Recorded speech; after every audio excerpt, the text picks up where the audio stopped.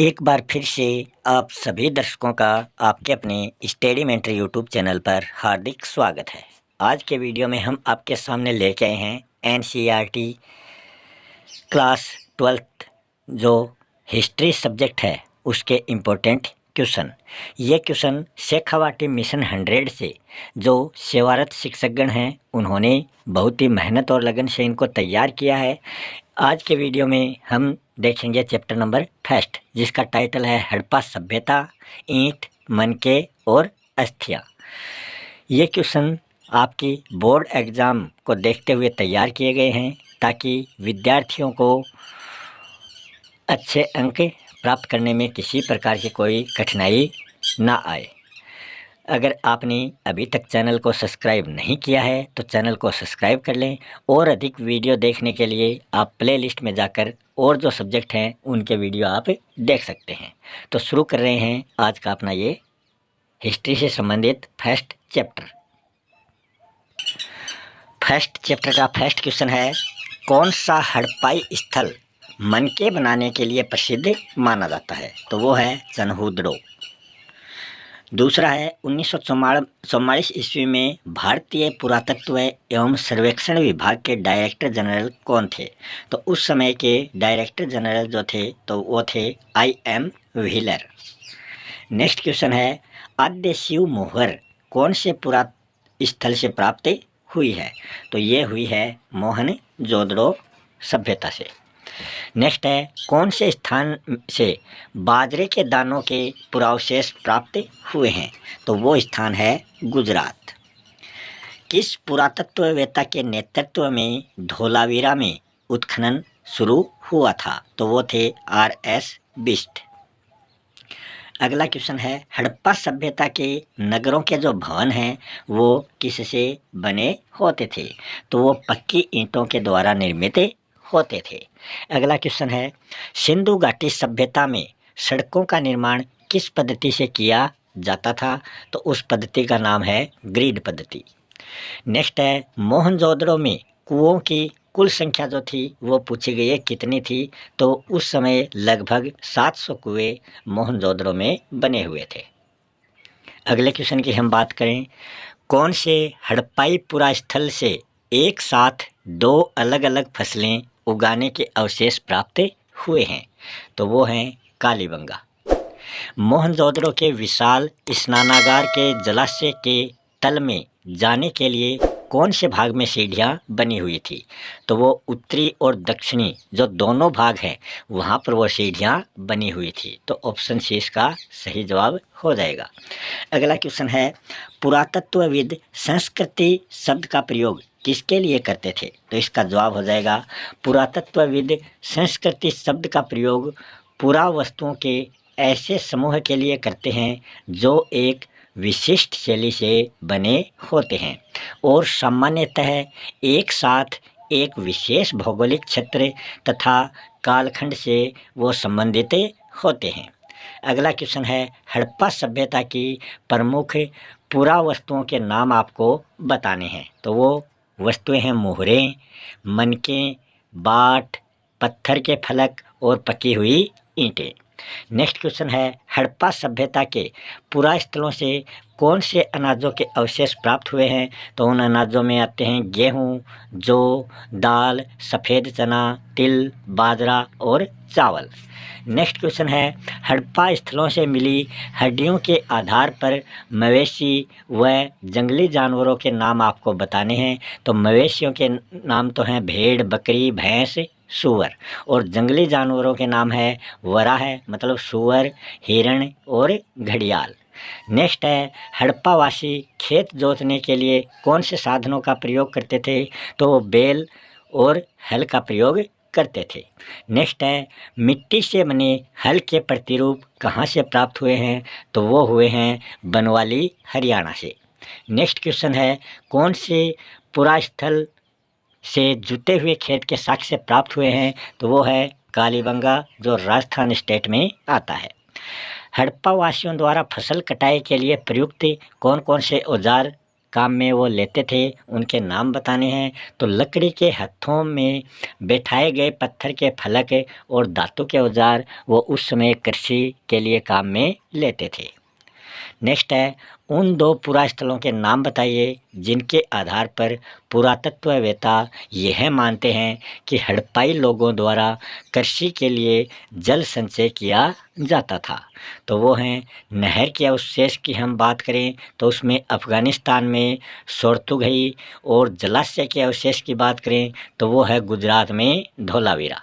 Next question है, सिंधु घाटी सभ्यता में अनाज पीसने का एकमात्र साधन क्या माना गया है? तो वो हैं अवतल चक्कियाँ।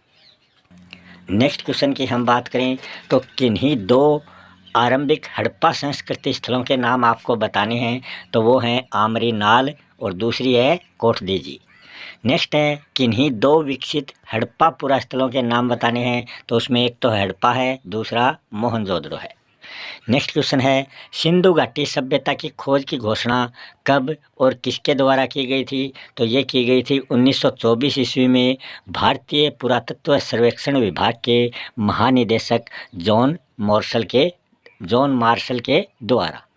नेक्स्ट है, सिंधु घाटी सभ्यता की सबसे विशिष्ट पुरावस्तु क्या है?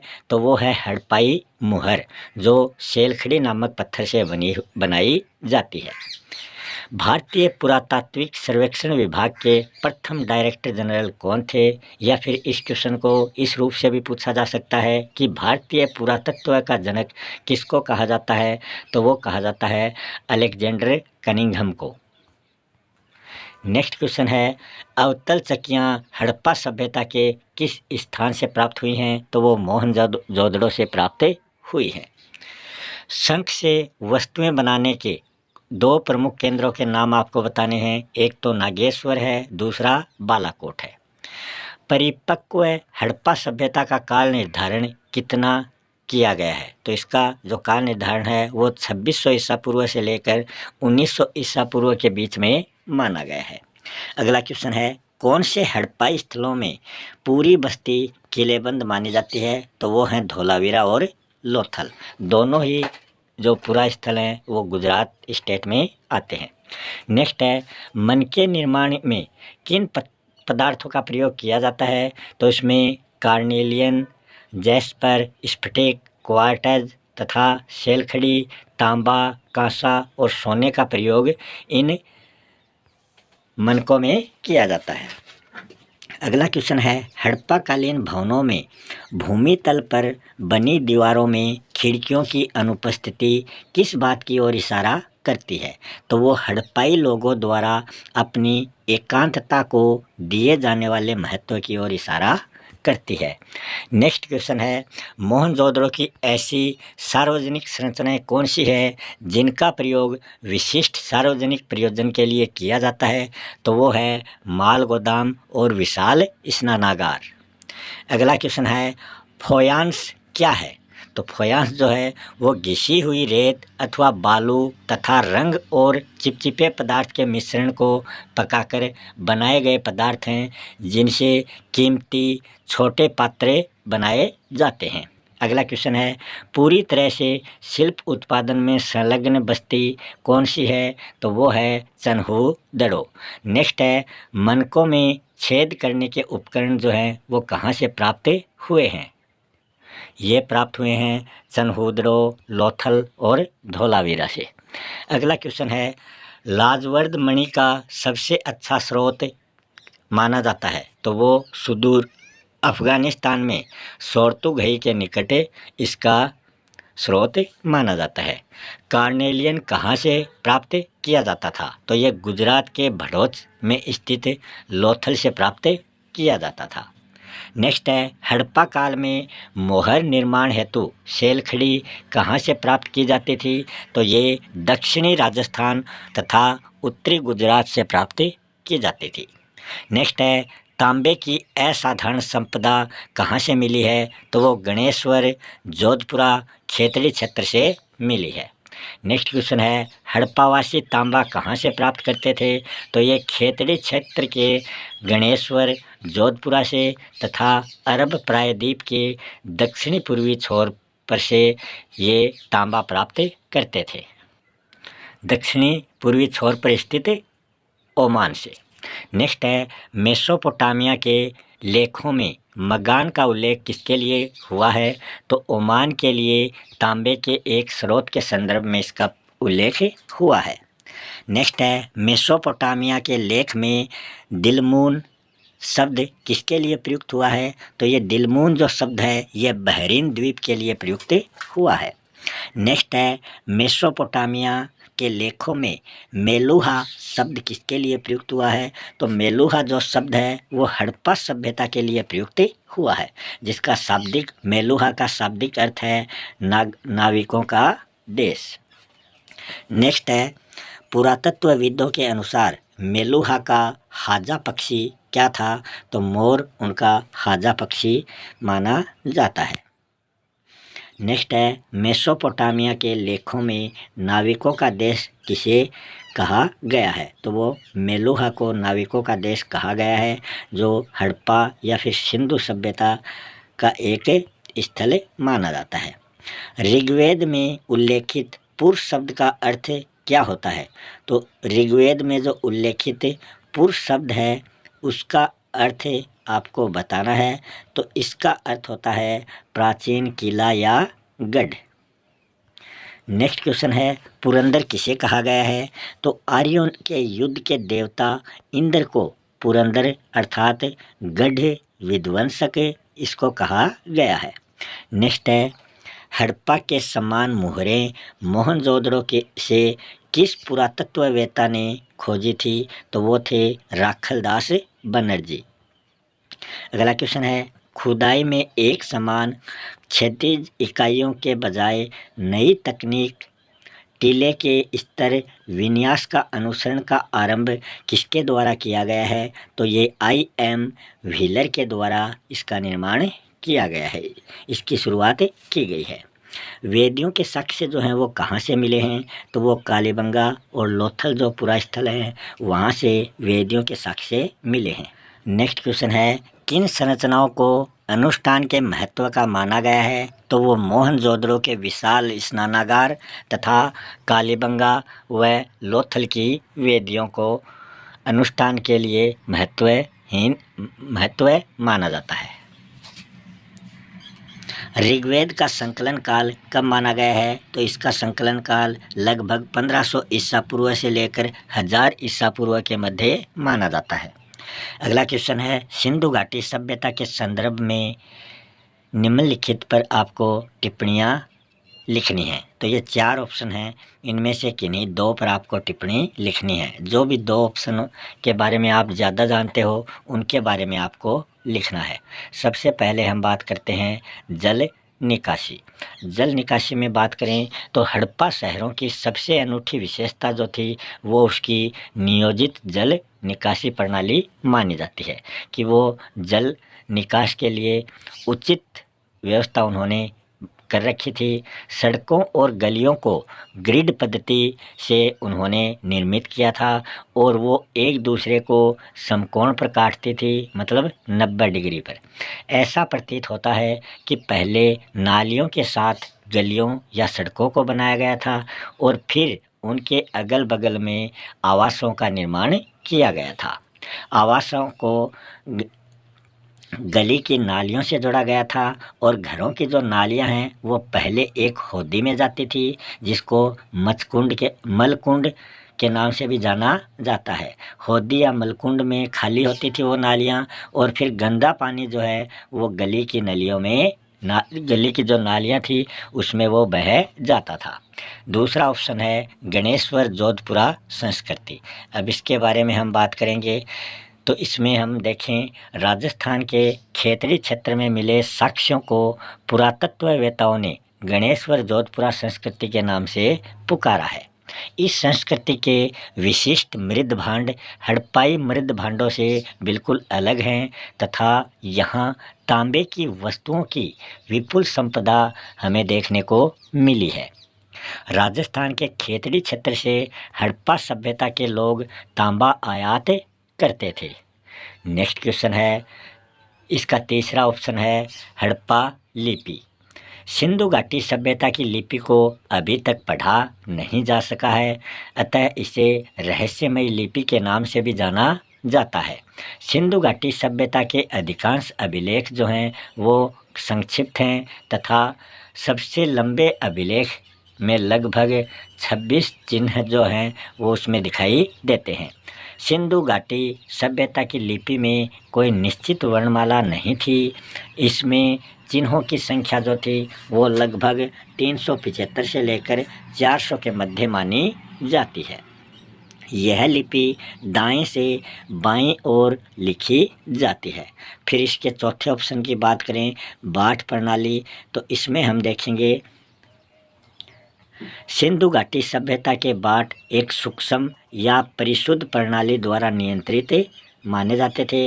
यह बाठ चैट नामक पत्थर से बनाए जाते थे। सामान्यतः यह जो पत्थर है किसी भी प्रकार के निशान से रहित और घनाकार के होते थे। इन बाटों के निचले मानदंड द्विआधारी मतलब 1, 2, 4, 8, 16, 32 आदि मतलब 12,800 तक इनकी संख्याएं जो थी वो डबल होती जाती थी। 1 का डबल 2, 2 का डबल 4, 4 का डबल 8, इस प्रकार से ये जो बाट थे उनको मापा जाता था। जबकि ऊपरी मानदंड जो है वो दशमलव प्रणाली के अनुसार होते थे। नेक्स्ट क्वेश्चन है, आप किस आधार पर कह सकते हैं कि सिंधु सभ्यता में आंतरिक और विदेशी व्यापार दोनों ही उन्नत अवस्था में थे? इसका जवाब हो जाएगा सिंधु घाटी सभ्यता में व्यापार एवं वाणिज्यों की जो स्थिति थी वो निम्नलिखित प्रकार की थी। पहला इसका बिंदु है आंतरिक व्यापार। आंतरिक व्यापार में सिंधु घाटी सभ्यता में आंतरिक व्यापार उन्नत अवस्था में माना जाता था। हड़प्पावासी शिल्प उत्पादन हेतु माल प्राप्त करने के लिए कई तरीके अपनाते थे। उदाहरण के लिए उन्होंने नागेश्वर और बालाकोट में जहाँ शंख आसानी से उपलब्ध था बस्तियां वहां स्थापित थी। अत्यंत कीमती माने जाने वाले नीले रंग के पत्थर लाजवर्द मणि के प्राप्ति स्थल के निकट सुदूर अफगानिस्तान में सोर्तुघई नामक बस्ती का निर्माण इन्होंने किया था। सिंधुवासी कार्निलियन गुजरात के भड़ौत क्षेत्र जो लोथल में है, शेलखड़ी नामक पत्थर दक्षिणी राजस्थान और उत्तरी गुजरात से तथा तांबा जो है वो राजस्थान के खेतड़ी से आयात किया जाता था। सिंधुवासी सोने का जो आयात है वो दक्षिण भारत में करते थे। इन क्षेत्रों में यदा कदा प्राप्त होने वाली हड़प्पाई पुरावस्तुएं आंतरिक व्यापार की पुष्टि करती थी। अगला बिंदु है इसका सुदूर क्षेत्रों से संपर्क और विदेशी व्यापार। इस बिंदु में देखेंगे कि सिंधुवासियों के अपने समकालीन विदेशी सभ्यताओं के साथ घनिष्ठ व्यापारिक संबंध माने जाते थे। सिंधुवासी तांबे का आयात खेतड़ी क्षेत्र के अलावा मगान जो ओमान के नाम से जाना जाता है वहाँ से भी करते थे। मेसोपोटामिया के पुरास्थलों से प्राप्त हड़प्पाई मुहर, बाट और मनके जो हैं वो विदेशी व्यापार की पुष्टि करते हैं। प्राचीन मेसोपोटामिया के लेखों में हड़प्पा को मेलुहा नाम से संबोधित किया गया है। मेलुहा का शाब्दिक अर्थ होता है नाविकों का देश। मोहरों पर जहाज तथा नावों का चित्रांकन इस बात की पुष्टि करता है कि हड़प्पा काल में सामुद्रिक व्यापार जो था वो उन्नत अवस्था में विद्यमान था। नेक्स्ट क्वेश्चन है, मनके निर्माण की प्रक्रिया का वर्णन आपको करना है। तो इसकी प्रक्रिया या विधि जो है वो इस प्रकार है। मनके का कार्य जो है ये सिंधु निवासियों के प्रमुख शिल्प कार्यों में से एक माना जाता है। मनके बनाने की तकनीकों में प्रयुक्त पदार्थ के अनुसार भिन्नताएं थी। उसमें पहला बिंदु है शेलखड़ी एक मुलायम पत्थर था। शेलखड़ी चूर्ण के लेप को सांचे में ढालकर सूक्ष्म मनकों का निर्माण किया जाता था। अगला बिंदु है कार्निलियन का लाल रंग पीले रंग के कच्चे माल तथा उत्पादन के विभिन्न चरणों में मनकों को आग में पकाकर इनको प्राप्त किया जाता था। अगला बिंदु है पत्थर के पिंडों को पहले अपरिष्कृत आकारों में तोड़ा जाता था, फिर बारीकी से सल्क मिलाकर इन्हें अंतिम रूप दिया जाता था। पॉलिश और इनमें छेद करने के साथ ही ये प्रक्रिया जो है ये पूरी होती थी। महत्वपूर्ण तथ्य इनमें जो हैं वो हैं चनहूदड़ो, लोथल, धोलावीरा से मन के निर्माण के उपकरणों के साक्ष्य प्राप्त हुए हैं। अगला क्वेश्चन है हड़प्पा सभ्यता का अंत जो है वो किन कारणों से हुआ है, इसको आपको उल्लेखित करना है और कोई 3 कारण आपको बताने हैं। तो हड़प्पा सभ्यता के अंत के संभावित कारण जो हैं वो निम्नलिखित हैं। पहला कारण है सिंधु नदी के मार्ग बदलने और जलवायु परिवर्तन से संभवतः हड़प्पा सभ्यता जो है वो पूरी तरीके से नष्ट हो गई। दूसरा कारण है सिंधु नदी में बाढ़ आना और तीसरा कारण है नदियों के सूख जाने के कारण रेगिस्तान का प्रसार होना। तो इसके 3 ही कारण इसमें पूछे हैं। अगर ज़्यादा पूछ ले तो इसका चौथा कारण है वनों की कटाई के कारण भूमि में नमी की कमी होती गई, जिससे रेगिस्तान का प्रसार होता गया, रेगिस्तान फैलता गया। 5वां इसका कारण है सुदृढ़ एकीकरण के अभाव में संभवतः हड़प्पाई राज्य का अंत हो गया। अगला क्वेश्चन है मोहनजोदड़ो के संदर्भ में निम्नलिखित प्रमुख विशेषताओं पर एक छोटी सी टिप्पणी आपको लिखनी है। इसमें 2 बिंदु दिए गए हैं, एक नियोजित शहरी केंद्र और दूसरा है गृह स्थापत्य। इस क्वेश्चन को इस रूप में भी पूछा जा सकता है, मोहनजोदड़ो एक नियोजित शहरी केंद्र था, इसकी आपको व्याख्या करनी है। या फिर इसे तीसरे रूप में इस प्रकार पूछा जा सकता है, मोहनजोदड़ो के गृह स्थापत्य की 3 विशेषताएं बताइए। तो इन तीनों क्वेश्चनों का एक ही जवाब हो जाएगा, वो ये है कि मोहनजोदड़ो का एक नियोजित शहरी केंद्र के रूप में हम मूल्यांकन यहाँ पर कर रहे हैं। हड़प्पा सभ्यता का सबसे अनूठा पहलू जो है वो शहरी केंद्रों का विकास माना जाता है। हड़प्पा सभ्यता का सबसे प्रसिद्ध जो पूरा स्थल है वो मोहनजोदड़ो में बस्ती जो है वो 2 भागों में बटी हुई थी। एक का नाम था दुर्ग और दूसरे का नाम था निचला शहर। दुर्ग की ऊंचाई का कारण यह था कि यहाँ की जो बनावट है, संरचना है, वो कच्ची ईंटों के चबूतरे पर बनी हुई थी। दुर्ग की दीवार से घेरकर निचले शहर से उसको अलग किया जाता था। निचला शहर भी दीवार से घिरा हुआ था। एक बार चबूतरों के यथास्थान बनने के बाद में शहर का सारा जो भवन निर्माण कार्य है वो चबूतरों पर एक निश्चित क्षेत्र तक सीमित किया जाता था। इसलिए ऐसा प्रतीत होता है कि पहले बस्ती का नियोजन किया गया था और फिर उसके अनुसार क्रियान्वयन उसका किया जाता था। मोहनजोदड़ो में दुर्ग भाग की प्रमुख इमारतें जो हैं वो माल गोदाम एवं विशाल स्नानागार मानी जाती हैं। इसका दूसरा बिंदु है मोहनजोदड़ो के गृह स्थापत्य की प्रमुख विशेषताएं। इन विशेषताओं की हम बात करें तो इसमें पहली विशेषता है मोहनजोदड़ो का निचला शहर आवासीय भवनों के उदाहरण प्रस्तुत करता है। इनके भवन जो हैं वो प्रायः पक्की ईंटों के द्वारा निर्मित होते थे। इनमें से कई आवास एक आंगन पर केंद्रित थे जिसके चारों ओर कमरे निर्मित थे। संभवतः आंगन गर्म और शुष्क मौसम में खाना पकाने और कटाई करने जैसी गतिविधियों का प्रमुख केंद्र रहा था। अगली इसकी विशेषता है मोहनजोदड़ो के घरों में भूमि तल पर बनी दीवारों में खिड़कियां नहीं थी। इसका कारण इनके द्वारा अपने एकांत को दिए जाने वाला महत्व माना जाता है। इसके अतिरिक्त मुख्य द्वार से आंतरिक भाग और आंगन को नहीं देखा जा सकता था। अगली विशेषता है प्रत्येक घर का ईंटों के फर्श से बना अपनाना स्नानागार होता था, जिनकी नालियां दीवार के माध्यम से सड़क की नालियों से जुड़ी हुई मानी जाती हैं। नेक्स्ट क्वेश्चन है मोहनजोदड़ो के दुर्ग भाग की प्रमुख संरचनाओं पर प्रकाश डालिए।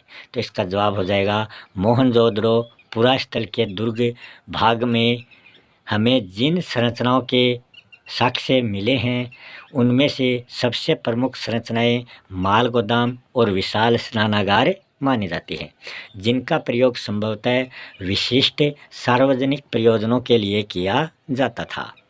पहला है माल गोदाम। माल गोदाम एक ऐसी विशाल संरचना है जिससे ईंटों से बने केवल निचले हिस्से शेष हैं, जबकि ऊपरी जो हिस्से हैं वो संभवतः लकड़ी के बने थे, बहुत पहले से ही वो नष्ट हो गए थे। अगला है विशाल स्नानागार। विशाल स्नानागार में हम बात करें तो विशाल स्नानागार विशाल आंगन में बना एक आयताकार जलाशय है जो चारों ओर से एक गलियारे से वो घिरा हुआ है।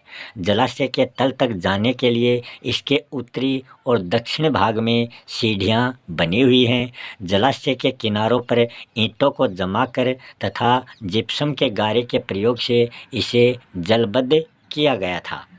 इसके तीनों ओर कक्ष बने थे, जिनमें से एक बड़ा कुआं माना गया है।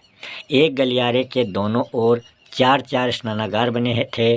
संभवतः इस स्नानागार का प्रयोग किसी विशेष अनुष्ठानिक स्नान के लिए किया जाता था।